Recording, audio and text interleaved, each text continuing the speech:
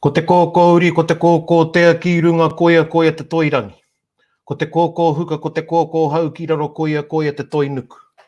Purutia ki roto tāwhia ki roto ki ngā pakitaro te kōkōmuka kia mauwhiwhia kia maurawea. E nei kōrero, e nei wānanga. E nei taura, e nei tauira, e nei mātāmu, e nei ruahine ki te tāwharau take. Kia patatunu ai ki te whaiao, ki te ao mārama. Tūturu whakamaua kia tīnā, haumi e, hui e, tāiki e. E te iwi nui tonu tēnā rā koutou, nau mai hoki mai, arā ki te Kōkōmuka, ko hoki mai, ki te ipurangi, ko hoki mai ki tēnei whārangi, ki te taki ngā kōrero o te wā. Hoi anō e whai whakaro ana ki te wāhi ngaro, kia tau ana tauwhirotanga ki runga ki tēnā o tātou, o tira ki runga ki te kingi Māori kia tūheitia me tōna whare. Ngā pani, ngā pauaru, ngā rawakore, ngā tīnana e māwiwiti ana. Koutou, kei aku huhua mate kua ngaro ki tua o Wainuku Mamao, o Wainuku Tawhiti. Haere rā koutou ki te kāpunipunitanga o te wairua, ki reira rā koutou mihi mai ai, tangi mai ai, e te hunga kua riro no atu i mui a koutou. Arā te hunga kua roe tū pai ngarau mai rā. Hoi anō, koutou ki a koutou e ngā mate, a tātou ki a tātou e te hunga ora ki a tātou anō. Ti he mauri ora, kia ora hui mai tātou katoa. Nōku te māringa nui, ki te mihi kia koutou, tewi nui tonu ko hoki mai, o tira ki runga ki tēnei terenga o te Kōkōmuka, e whakapāho atu nei kia koutou. Ko hoki mai mātou ko aku hoa, rā mātou ko taku tuahine, Pānia Papa, Wilson, Rangi Matamua, ki te taki i ngā kōrero o te wā i runga i tā tātou kaupapa, ara i te Kōkōmuka e whakapāho atu nei. Nō reira e mihi ana kia koutou, tēnā koutou. Kia ora e hoa mā? Kia ora. Tō tātou waimari e, tō tātou waimari e, he nui te hihia o te iwi kia tātou, whakaiti ai tētahi terenga anō e te māngai pāho, nō reira ka mihi hoki ki te māngai pāho, ka mihi hoki ki a mahi tahi Media Limited, ngā ringa tōhau nui ki te kaupapa nei, o tira ko tāku he mihi kia koutou e taku tuahine, o tira aku tuākana tēnā koutou katoa. Kia ora tātou. E pewhi ana o tātou wairua, o tātou piro rānei, i te hoki ngā o Aotearoa ki te taumata ōhiti tua toru, nā ko koe tēnā Pānia, kei roko koe tēnā Rahui, te taumata tua toru, Tika. e tātou te hunga waimari e, tōna waimari e nei, kei te taumata tuarua, and I'm in Pōneke at the moment, and he mea koutou e whakaro ana, koutou te iwi mātakitake, āhua rereke, te background o Paraone i tēnei pō. Māringa nui au, kei te kāinga hau o aku huanga, o taku tuahine o Kimiora, me taku taoke te a Jody. Nōri āhua tatau ki te action o Pōneke ngari. E hara i te mea kei Pōneke nei au ki te whaiwāhi ki ngā tōranga pū. Nō reira Pānia, i te mea ko koe kei te rohenga kua rāhuitia ki te taumata tua toru. Pewhi ana o whakaro i tēnei wā? Kia ora koutou, kia ora tātou.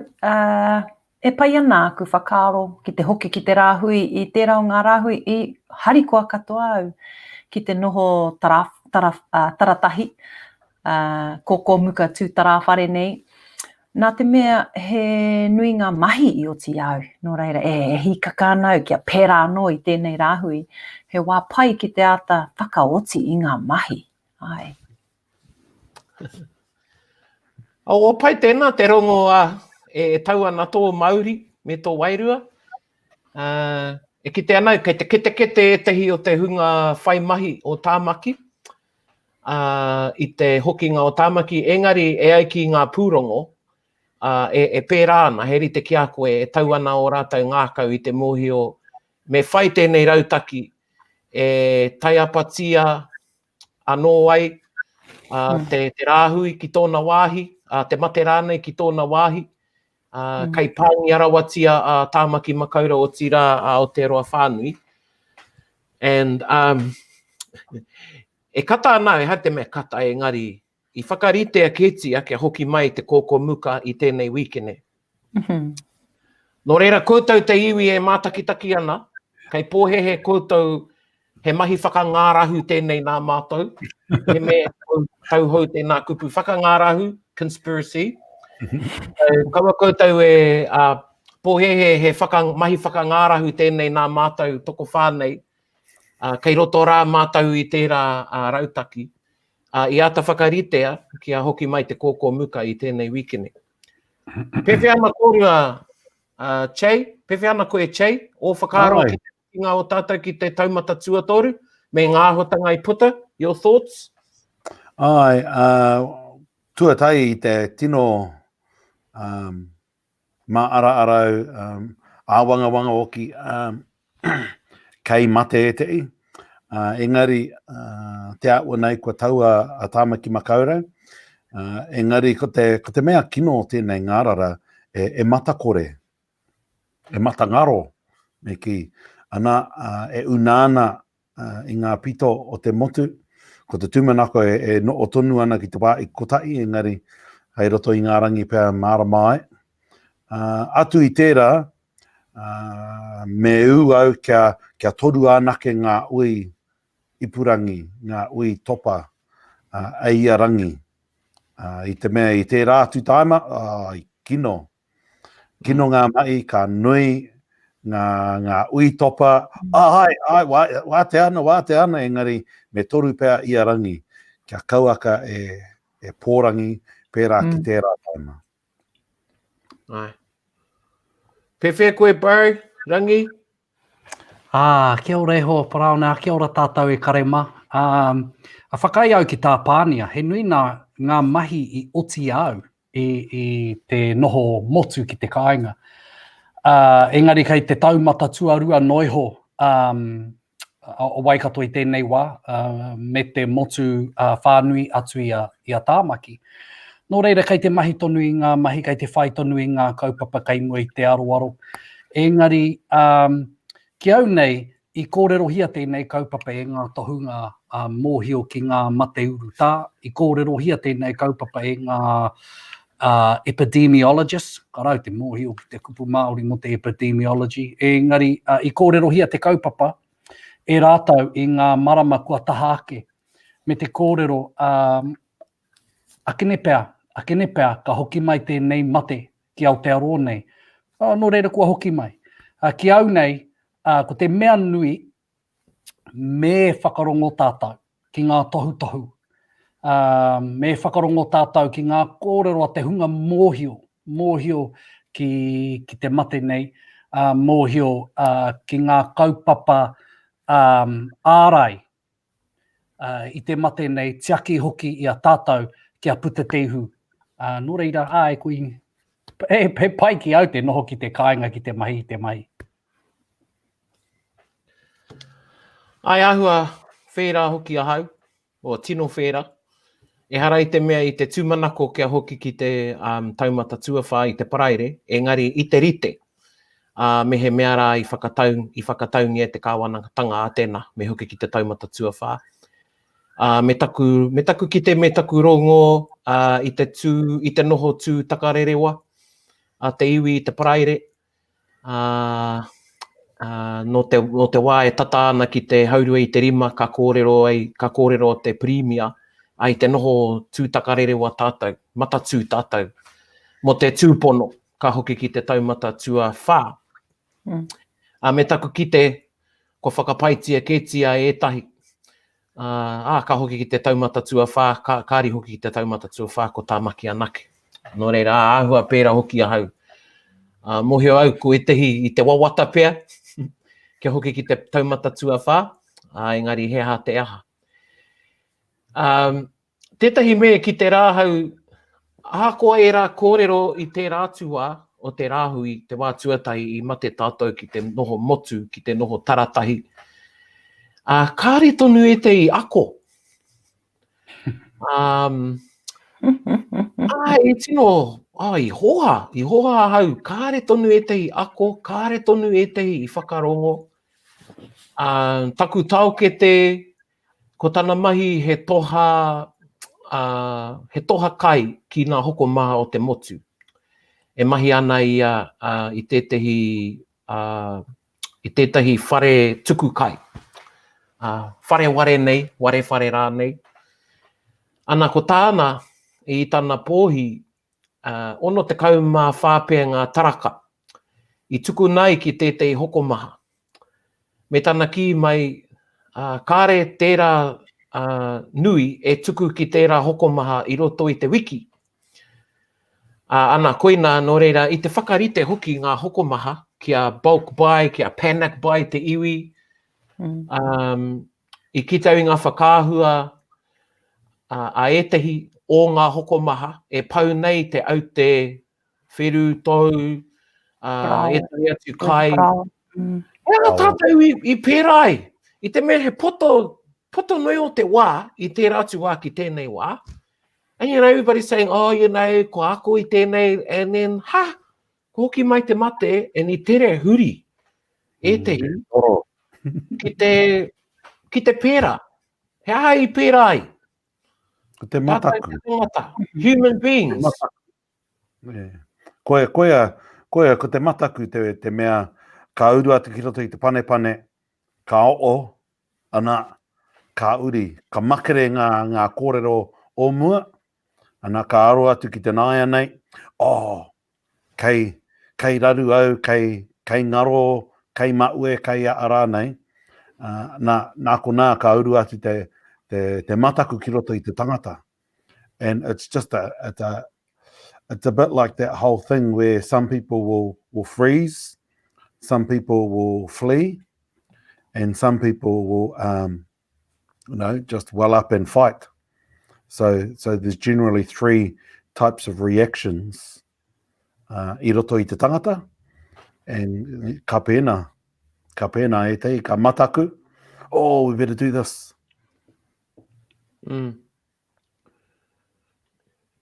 Pewhia o whakaaro ki tēnā tuahuatanga Pānia, e tai e ohorere nei, karepe, harai, ki tāku nā te tiro chei, ko etahi harai te me ohorere. You know, they were just doing something, I don't know, I think it was out of stupidity. Some people, e moe anau, ko etai he mataku. Engari, ko etai ki te rāhau, I te haere noa ki te hoko I runga I te hihi ki te hoko. E whai ana, e whai hipi nei etehi. Koi nā pēr. Ko te wehi, kei mahue, kei kore rite te āhei ki te whai I ngā mea e wai ana koe. Ki te whai I roto I tō ao, I ara, no reira. I taku wehe I tāmaki, I whai au kia wehe mai, kia hoki mai ki te kāinga nei. E ki ana ngā rori, ki ana ngā hoko maha, ua ana te uru ki te hoko maha, pau ana, ko te wene rei tēnei, ahua tahi karaka. No reira, tahi haora I muri I te wā e tika ana ki anoho a tāmaki ki te kāinga, kua pau ki ngā puehu parao o te countdown I te hoko maha I reira rāhau. No reira, he tohu tēnā ko te tangata e kore pē, e rere ke aha ko ngā āhuatanga o te wā. Mo te hao, etahi tāngata e hoa mo te hao. Ako he aha, ka haere, anō nei e kore te hoko maha e hua ki a pōpō. Nō reira ka haere ka hao I ngā mea katoa. E tino pōrangi etahi wā. Ko te hao, me te takahi, te mana o te hunga e mahi ana ki ngā hoko maha. Ka aroha. Ngā kaimahi kei ngā hoko maha. He nui ngā tāngata, ngā kaimahi kua riria e ngā tāngata mo te kore noiho. I have real sympathy and aroha for those frontline workers who amidst, some difficult situations and they're only trying to do their jobs and their best and are getting abused and attacked even the people at testing stations, you know, the amount of abuse that they have to put up with through circumstances beyond their control. And it's really down to some of the worst traits. It brings out events like this, any event that causes this amount of stress and difficulty on us as people, either brings out the best in us or the worst in us. Ētahi tāngata ka tino pai nei, he manaaki. Engari ētahi atu, mo te hao, mo te takahi te mana o te tangata, me te whakaaro pōrangi. And I think we need to have a little bit more respect and aroha, particularly for those people working in supermarkets who are just doing their job to try and help us. And, you know, I think we need to really help them. And sometimes when there are situations when they are being abused and belittled and, you know, even attacked, we need to step up and ensure that we do what we can do to support them. Ai. Yeah. You know, tautetei o ngā tāngata, iau i koe ana i ngā aro o te okomaa, ka waiatau ki au anō. Ana, ka uri mai ngā kaimai, oh, you're very happy today, whereas I'm like that all the time, singing as I'm just shopping and all of that. But, you know, I worked at Newville for 4 years when I was at college. And if I see somebody being rude to them, I will go up and just pass a comment to make people realise what they're actually doing to those kaimahi, because it's not right. You know, they have a job to do. Respect them. Don't look down at them. You know, he te tangata a kua kōwai. And yeah, I have a bit of fun. Nei, a koe chei e kōrero ana mo te kau anu te whakaaro nui rānei, respect. And ki te anau i enei wiki nei, kua roa e tehi e kōrero ana i o rātau whakaaro i runga i tā rātau e whakapono nei. Ara, ko nā aria whakangārahu e nei, e kōrero nei e tehi, conspiracy theories. And he nui e nei aria whakangārahu kua puta, mā te pāhopori nei, mā te pukamata. Every other day, e whakararangi haere ana e tehi i o rātau whakaaro, and sharing things from, you know, videos. I'm not going to name any people. Engari, e ki tānau i tēnei wiki nei, i tino pokea. I tino pokea te pukamata. Me taku ki te kua riri tarawhare e tehi whānau. Kua riri tarawhare e tehi whānau i te mea, ko etahi o te whānau e whakapono ana ki tēnei, ko etahi e whakapono ana ki tērā, ko etahi kei te ki, he anoiho e nā kōrero, ko tērā tahi kei te ki, ko koutou whakaaro ke nā mea hehea. Ana ka kite etahi kōrero kino i te pukamata. He aha tātou kōrero āwhina, kōrero tohu pea i te hunga, i te pukamata, kei te taukaikai i a rātau anō. Ahakoa rā te whakapono, ne?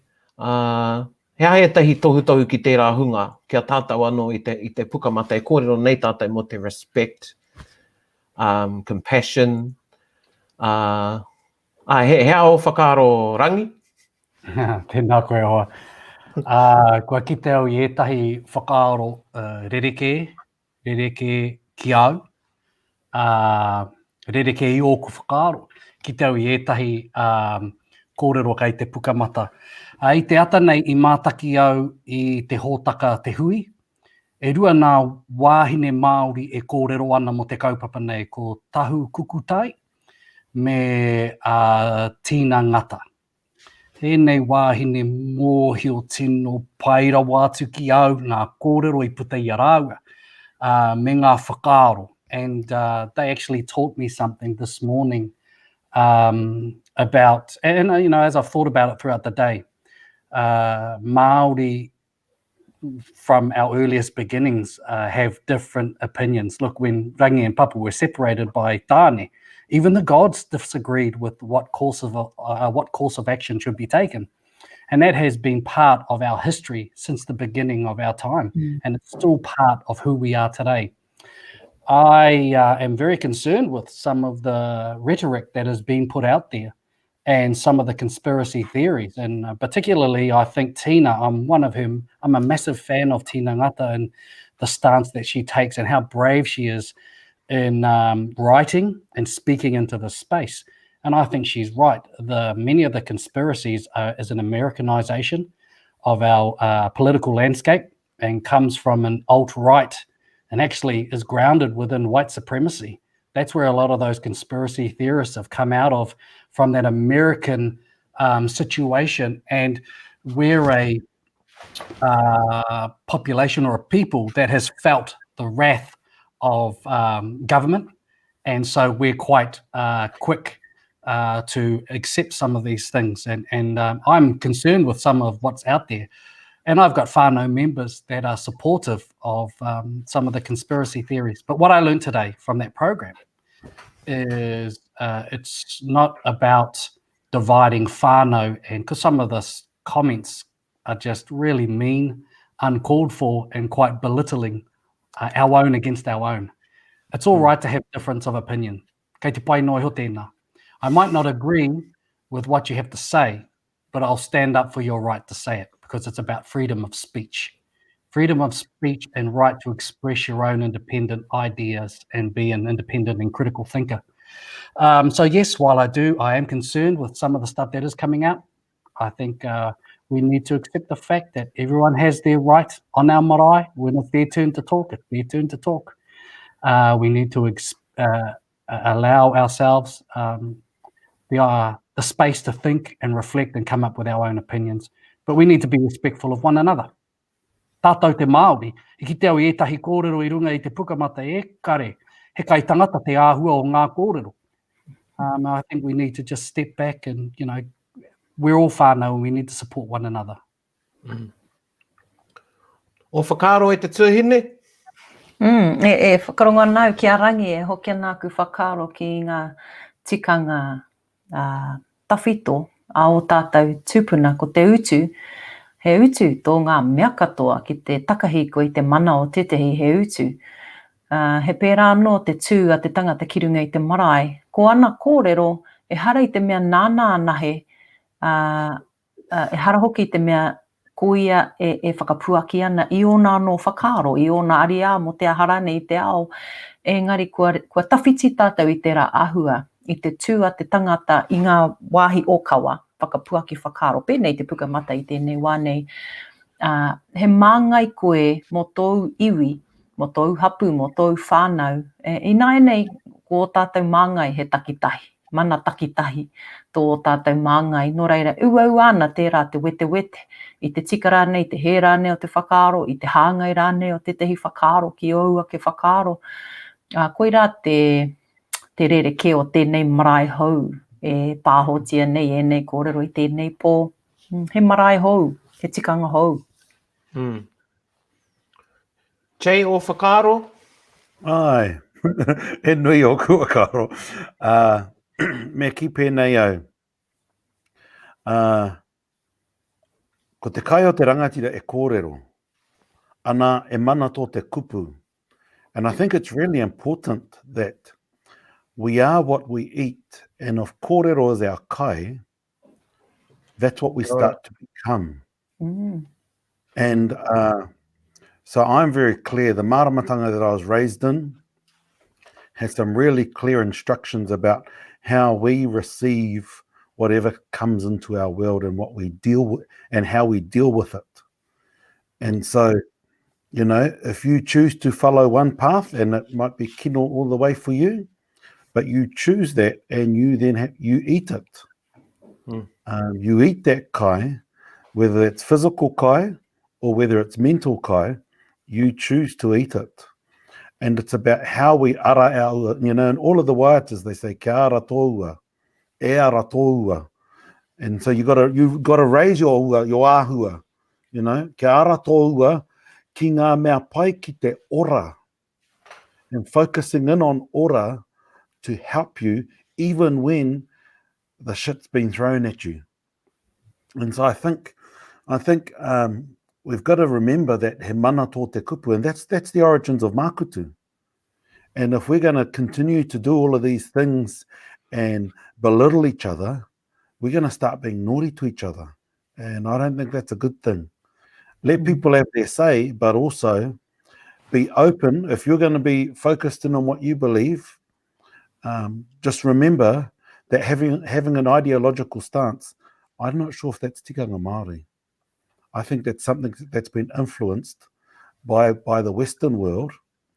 And whereas tikanga, as we've discussed a number of times, ko ngā mea e tikana mo taua wā tonu, mo tēnei wā tonu, ka uri. You know, and so Tipene Regan talks a lot about ideology, and he says that that's definitely something that's been introduced by Western ways of seeing the world, and I tend to agree with him. And so, you know, we just got to be mindful.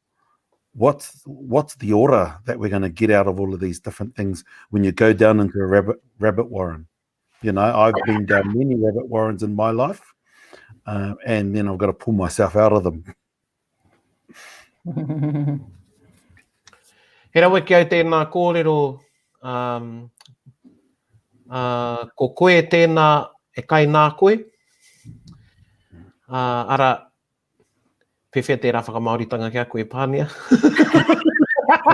Kei te kōrero cannibalism koe. Self-cannibalism. Ko te kai a te rangatira he kōrero. Anā ka huri koe hei kauaka pea, mo i rā kōrero, kino pai rānei, ka huri tō wairua, ka huri o whakaaro tō ngākau ki te whai, i rā kupu, e whakapuaki nāna e koe i a rā. Ai pai tēnā whakaaro ki au. E rangi ki tau i a koe āhua e mahi ana e tai o infamous faces that you're getting renowned for. Te pāpero noi ho pia te take. Some rangi facial t-shirts. Pepe o whakaaro i te kōrero a chei mo ngā ideologies me rā āhuatanga. Pai te wānanga i ngā kaupapa. Engari puta i a chei te kōrero a kene pea he Pākehā tēnei mea te ideology. I think I need to think about that. I think that I think for me, I think our tipuna actually at times took some very staunch stances about what their ideology was.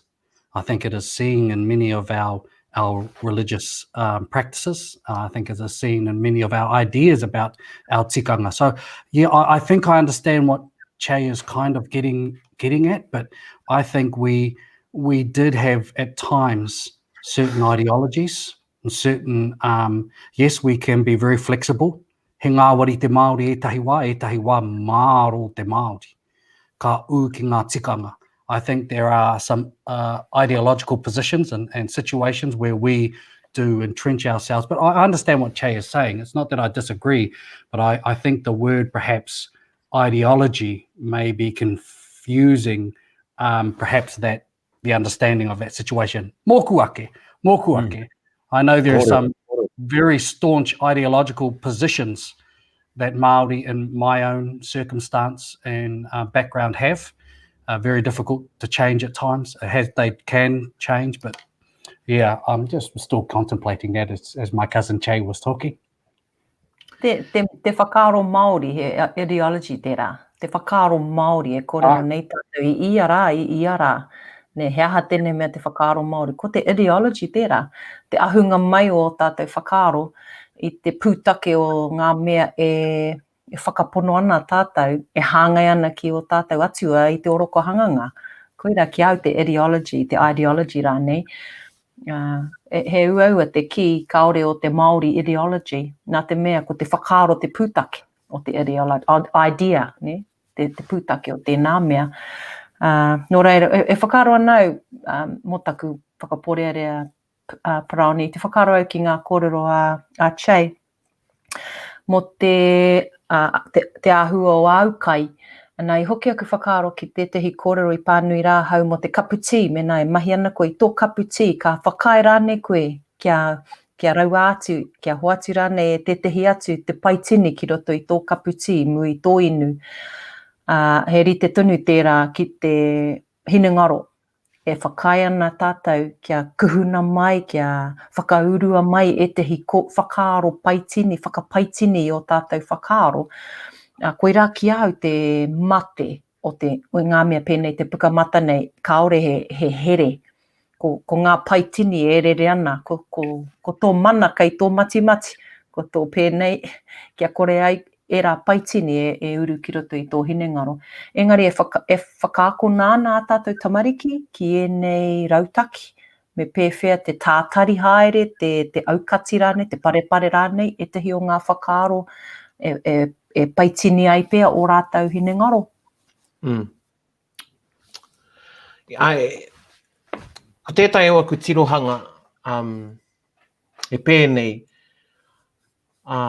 ko te hunga heri te tonu te tātai e tehi, e kimi ana I tētahi hei uaparetanga māna.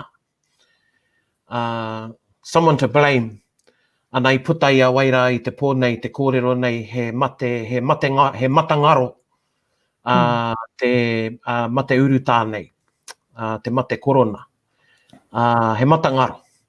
Nō reira, he māmaake ki te whiu, kāre te mate rā I te whakarongo ki a tātou kōrero, ki a tātou kanga.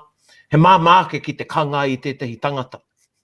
He māmaake ki te kanga I tētahi kāwanatanga, I tētahi rōpū, te uapare, nō rātou te he, tēnā, whakawhiua ko tērā hunga. Nā kuina tētahi o nā ahuatanga e ki tā nau, the world's looking for somebody, for some people to blame. Nō reira ka uaparetia tērā tangata, ka uaparetia tērā hunga. Kuina tētahi ahuatanga e ki te anau. Ia tātou I te me, I arāke te kōkōmuka I te tūmanako kia mahorahora I tehi kōrero ki tētahi wāhi hānea nea, anei te ipurangi, anā me te I tāngata hānea nea, ko tātou toko whānei. Kia kōrero ngia ngā ahuatanga ki te tikanga I nei wānei. Nā, ko tētahi o a tātou wānanga, I aro ke tātou ki te hongi. Ki te hongi. Ana I tērā wā tahi anō pia wini tana ka mea, tēnā whakakoretia te hongi. Ana kei konei tātou e kōrero mo te whakaaro Māori ideology rānei, philosophy, me tō tātou mōhio ki te ahunga mai o te hongi, tōna atua, tōna pūtake, tōna whakapapa, what that means to us as Māori, I roto I te whakapapa o te tangata, te ahunga mai o te tangata. Nō reira, I mamai o tātou ngā kau I riri rānei, I tāna kōrero, tēnā whakakoretia te hongi. O mātou marae, I think it wasn't until we went into level 1, o mātou marae I roto o whare pūhunga, ka whakatuwherahia o mātou kuaha. Ngā kēti o mātou marae. And I whakatau mātou, kei te tangata te tikanga. Mehe mea, ka hongi, kaore rānei e hongi. Ne? Nā, I ki te rā, tātou I tēnei wiki, ko whakakoretia te koroneihana. One of the biggest hui I roto I te ao Māori, koroneihana, rātana, waitangi, will be the other one, te rā waitangi. And then we've got our various hui aiwi, and of course te matatini, ahorere ki te matatini hoi anō he hui Māori. Nā ko whakakoretia te koroneihana. Nā ko te whakatau ki te tongikura rānei a te kiingi a tūheitia, ko whakatairangatia I nei marama nei amohi ake te ora o te iwi. Nō reira, I whakakoretia te koroneihana I runga I tērā whakaaro, I runga anō hoki I ngā āheinga a ture nei. Kāre āhei te tokomaha ki tūranga waiwai tēnei wānei. Nō reire, it was common sense, I guess, but it was a big decision nonetheless. To cancel ki hui on the Māori calendar, I roto I te ao Māori. And I know a week before the koroneihana, I whakahaere hia tētahi hui topa nei me ngā pū kōrero o te motu ki te kōrero rero I ngā tikanga. And there were some tweaks that were going to be made to the pōwhiri, kāre he hongi, kāre he hariru. Nā, ko puta mai anō te mate. And I'll be honest, speaking for myself and taku whānau, you know, we pretty much went back to normal. Apart from our hand sanitizing, washing our hands coming in and out of the house, mera mahi whakatūpato, I muti taku horoi I ngā kai, I whakahokia mai au I te hoko maha. During level 4, whoa, mahi nui te horoi ngā kai katoa. You know, we had all these things, and then ka heke tātou ki te taumata tuatahi. I waiho e rā ki te taha. And e whakaro anau ki te hongi nāia nei, a koa nei pē me waiho tērā mō tētei wā kia tino takahia te mate nei. E whakaro anau ki etahi o ngā tikanga, a koa nei pē, kei noho ahara, kei te noho tonu tātou I te pōhehe, I te rangirua, e pai ana tātou, e pai ana tō tātou ao. Mea rā wake, ka puta mai anō te mate. So I had a bit of a reflect during the week, thinking about, hika, maybe me hui anō ngā marae, ki te whakatau I etai āhuatanga e whāna ki te mate. Yeah. Aua, he o koutou whakaro. Kei te tuatai I te āhua ki tō tātou kingi, ki te koronei ana.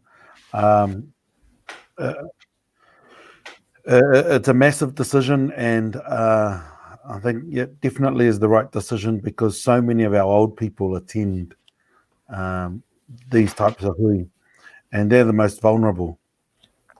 But also, we have to move with the times, and I know there's been discussions at home because we've got a tangi, and so they've decided to just take the mate and whakatau on the marae straight to the urupā. You know, even though things, the level is, it's only level 2, but that's what they've decided to do. And, you know, we've just got to work through this until we can find a rongoa. And so hongi, there will be times where people will be comfortable and there'll be times where people won't be comfortable. I know when the gears were dropped off last week, I says, oh yeah, well, it's all good, we'll just practice social distancing. And then my wife sees Jade and, oh, kia ora, and gives her a kiss and a kia ora. Yeah, we're trying to be good here. Yeah, kei tēnā, but we just got to be sensible about it. He pai ki au te kupu whakairi, Paraone, kaua ko te whakakore. He whakairi I mō tēnei wā pēr.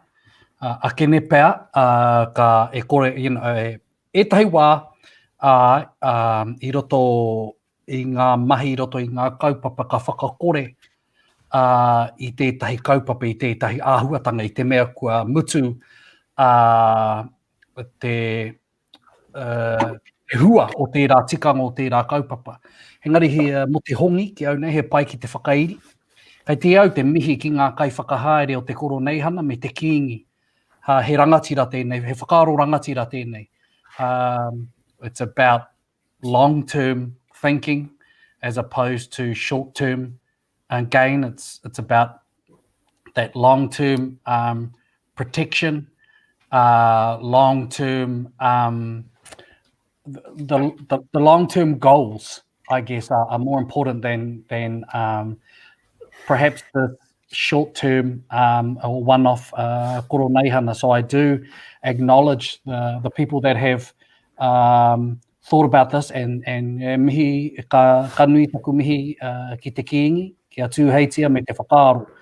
whakairi ake tēnei kaupapa i tēnei tau. A tērā tau, ka tiki atu anō ai, ka hoki anō tātou ki ngā tikanga mēnā kei te wātea tātou. Pānia? Ai, kei te kitea ngā hua o te hangarau i tēnei momo noho, te noho taratahi, te noho whakamoho ao, te noho motu. Kei te kiingi te kōrero, kei te kiingi te whakatau, nā he rōpū tāna tohu ana i ana whakatau, āwhina ana i ana whakatau. Nō reira, me whakapono tātou he whakatau i āta kōrero hia, i āta wānanga hia, ana ko te tino o ngā kaupapa, ko te oranga o te iwi whānui. Nō reira, e kite ana au, e nui ngā mea ka tāia i roto i ngā hangarau o te wā. Ko tātou kaumātua, he hunga wairua, he hunga whakapono ki ngā āhuatanga wairua. Nō reira, ka kite rātou i te kara e whakairihi ana i runga, ahakoa e whakairihi ana i runga i te ipurangi. Ka whakapono rātou, ka kite rātou i tērā mea e iri ana, ka hari o rātou, ka hari o rātou ngākau. Nō reira, me pērā tonu tātou ki oku nei whakaaro, ki mihia he huarahi e kitea tonu tia ai e rā tohu, hei whāngai i te taha wairua, i te ngākau whakapono o te tangata. Kaua hei ware noe ho, kaua noe ho hei whakataha, me kimi i te tehi huarahi e kitea ai, e rangona ai, ngā āhuatanga o tō tātou ao, me he mea e wāte ana e tehi whānau ki te whakātu i nei hangarau ki o tātou kaumātua, me pērā tātou, kia kaha te aroha atu ki o tātou kaumātua, kia au ko tērā te hunga nui me āwhina i tēnei wā. Tika. Ka pai. Kia ora rangi tika, whakairi. Kaua ko te whakamoi. Whakairi mō tētahi wā, whakanoi mō tētahi wā. O e ata wānanga nā hau, me au anō, ka pēwhea e tehi o ngā tikanga i runga i oku marae i enei wānei. Hei taki i ngā kaumātua, wihera tangi a few weeks ago, ka hara mai tētahi o mātai koraua, hei manuhiri. Ana, me mai ai e huri ana, karewe hariru kia koutou, and, you know, done air fist pump to everybody. And he's in koraua. Well, and the other thing too is, like, I think about home, is that when you live away from home, it's easy to think about, well, why can't they do this? Why can't they do that? But, you know, it's an hour to get to a testing station. And when you're there, yeah, you can go to the doctors, but, you know, it's not always reliant in the regions. And when you're there in town, because you've gone there and travelled that far, you might as well do your shopping. But if you're going to wait in line to get the testing, you can't buy any perishables, any frozens or anything. Otherwise, you know. And so there's all those other considerations when we're trying to think about our tikanga, or if we're wanting to take a kaupapa home or anything like that, that if anything happens to our people through a hongi or being in close contact, that those that live in the rural areas, it's even harder for them to get access to all these other things that here in Hamilton, sweet as for me, you know, I might have to wait a long time at the Claudelands testing station, but sweet as, it's got good internet, and I'll be in my car doing my mahi, and, you know, but Toko toru tātou e noho wehe ana i o tātou kāinga, ne ko Paraone pēr te mea pātata ki te kāinga, ki te marae. Pēwhi ana o koutou whakaaro mo te rautaki a e tehi iwi kia katia ngā rori. Nau hoki tērā kōrero nēchei, me kati ngā rori ki te hau kāinga, kia kore ai ngā mea e hoki ana i ngā taone, ki tua whenua, kia kore ai rātou te whānau i te kāinga e raru i ngā rara e piri ana ki tērā hunga. Well, and for that exact reason, because the services just aren't at home. And that's the thing is that, you know, things have changed so much since the Waimarino Hospital closed in Raitahi.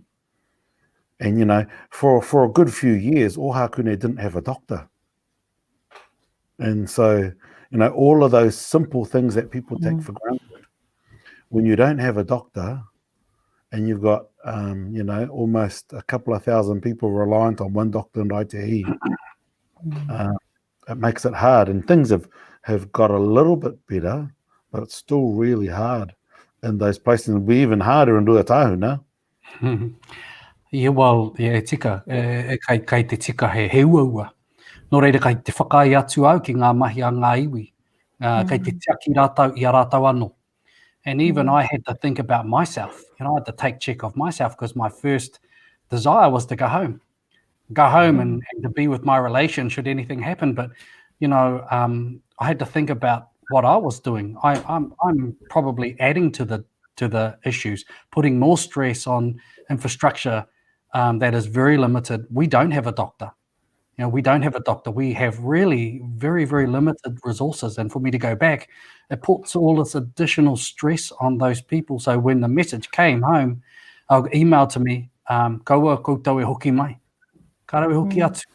E noho wau ki te kāinga, me taku mihi ki te hunga e noho atu rā ki te kāinga. They are trying to deal and look after themselves. And for me to go back and, you know, and it shows the statistics are there that say that Māori are more vulnerable than anyone else. We've got higher numbers of elderly in those rural communities, lack of services, transport's an issue, communication is an issue, roads are issues. So those basic things all add up. So, you know, I applaud those iwi that have taken the stance to protect their own. And, yeah, e te whakai au i te iwi. E mea nei, e haukoti ana, e tahi rori, kia noho haumaru rātau ki te kāinga. Ka pai. Kai papa rere ke e hoa mā. I'm not even going to segue into anything because I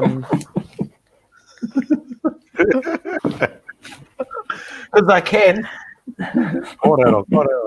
Engari, tētahi o ngā kaupapa kōrero I mua o te putanga mai o te mate nei, ko te whakamahi ngā te tokorua nei tō rāua toa ki pōneke nei, te whakamahi ngā o te tokorua I te kupu o huruhuru. Hei ingoa mō tō rātau toa. And I don't know if you saw my my live. Rau e tēnā mahi au. Pai. No, aro hau ki a rāua. Yeah, I get it. You know, I kitau I tai o ngā kōrero, I kitau I tō kōrero chei, he nui ki atu ngā tikanga o te kupu huruhuru. I read a few things and I thought, I sent them an email and I kite au I tētai article atikara I whiara I stuff I whiara nei. E mea ana te tokorua, he nui te hunga e whakawhiu ana I a rāua I nei, wiki nei. E whakawhiu ana I a rāua, ka mutu ngā kau kino nei ngā kōrero. Ana I reira I tumeke taku ngā kau I te rāmahi. Moi au ka kata e tehi Māori, ka kimi tātou I etahi take hei kata mā tātou narunga I te ingoa rā. Engari I te taku kitehanga kua whakawhiu a rāua, kua ka ngai a rāua, kua whakaitingi a rāua, I tino arohau ki a rāua, ana ka haere ki te toro I te ringa. Me te mihi mai a te wahine ki au, e tatatangi ana. Me tana ki mai ki au, ko tāna I whai ai, kia whakamanahia te iwi no rātau ake, te whenua. Koe nā tana hia.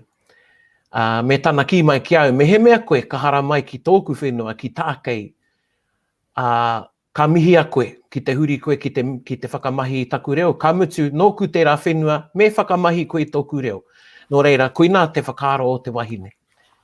Nō reira, koina I toro ai taku ringa ki a rāua, hei whakamauru hoki o rāua ngā kau, and to have a jacket, what they sold in their shop. But it's sort of, he whio koutou whakaaro ki tērā mahi, kaua pē ko rāwa nake, maybe start i te huru, engari, te whakamahi i te reo, because, you know, we say, whakaoratia te reo, whakatairangatia te reo, porahia te reo, kia kaha te reo, arohatia te reo, and somebody turns around ki te whakamahi te reo, and it's whakawhiua te tangata, kangaia te tangata. Yeah, o tātou whakaaro, I'm going to throw this on to you first, Rangi, mau e tīmata. Tēnā koe hoa. Pai ki au o mahi Paraone, haere koe ki te kōrero ākanohi ki ara auatahi, e ki te au i tō pōhi, me taku mihinui ki a koe. He pai ngā kōrero hoki ki au, he pai ngā kōrero a te hāmua, he pai kata au, kata pai au, ngari ki te hoki au i ngā kōrero a Q, e kōrero ana mo te kupu huru, me ona whakao. You know, when I think about huru, my first inclination isn't pubic here. And I saw what you put up as well, Che. That's not what I thought anyway. And so it was interesting. I saw the angle and I saw the humor in it.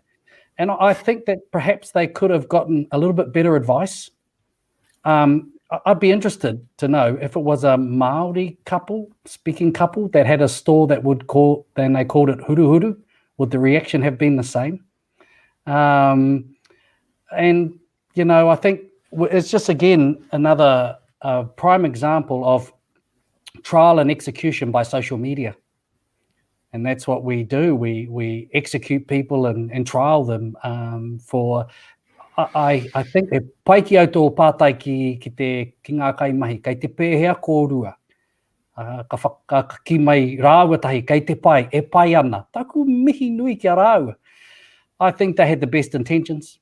Probably could have sought advice, but with the best intentions. And that's the main thing, was their intentions. I don't think it was about cultural appropriation. I think they were just trying to use te reo Māori. And again, I think it was a very harsh response by some. I did laugh. I did have a bit of a laugh with Te Hāmua. I think he's a fantastic comedian. And his angle on it was hilarious. Huru, you think you are? Kata au mo te he motonu atu. But some of the over-the-top, harsh comments. Ka rei te tino pai ki a. You're Che?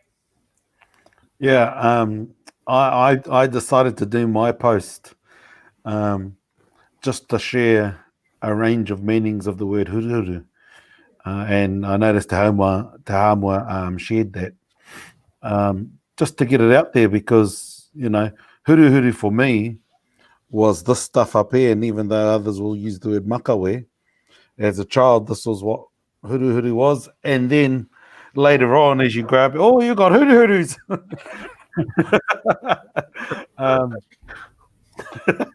But I think, well, definitely agree with Rangi that it's all about advice. It is a chance to promote the reo. And I did think that your post was hilarious around, just imagine the translation of kiriko as a term for leather, which it can also be. But, you know, this is the fun with the language. And then I also noted that people in Canada have used the word huru, the Māori word huru as a label for a drink. I think it is a beer. Well, no, it'll be a big learning for them. And I thought what was cool is I haere Māori atu koe, a kano I atu, rangatira te rā mai. Kia ora. Pānia? Kia au, tūngane, ko te huarahi me whai tātou. Tātou e unei ki te reo me ngā tikanga. Ko te ata ki atu ki ngā tari kāwanatanga e whakahaere ana I te whakatūnga o ngā pakihi I tēnei whenua. Tai atu ki te taurewhiri. Kia kaha tā koutou tā tātou tiaki I te reo. Kia tika ai tana whakamahinga I runga I ngā kaupapa pakihi, ngā kaupapa no ahurea ke e hara I te Māori. Kia kore ai e rā tāngata e whiua. Ki ngā kupu kinoa āwaia ke rānei. I ki te rāhau i taua kamupene whakamahi te ingoa pea o te tehi o ngā kingi, hei ingoa mo te pia, ka hoki mai te tehi o ngā pānui me tā rātau ki kāre mātou. We didn't intend to offend anyone. Aha ko te pai o te rā whakaaro, mehe mea i āta whāia ngā tohu i te timatanga, kua kore e whara te tehi tangata i te rā mahi kino. Nō reira ki au, me neke ki tū ātu o te whakahe noe hoi te ipurangi i te pukamata, me whakarite kaupapa here e tehi o ngā tari pakihi, te tari umanga, MBI, me e tehi atu anō wāhi.